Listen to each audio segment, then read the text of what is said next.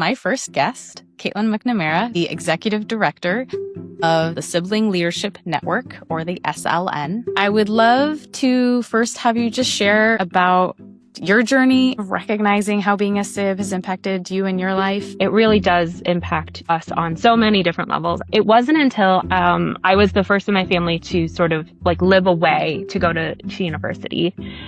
And that was shocking to my identity and to my family unit as a whole. Friends or people that I would start to share things with would just not get it, because those are just your siblings, right? They're just your sisters. You're not obligated to them. You're not responsible for them. This is your life. You have to lead it. And I heard that and I believed them, but I also knew that there was something different about my family that I couldn't convey.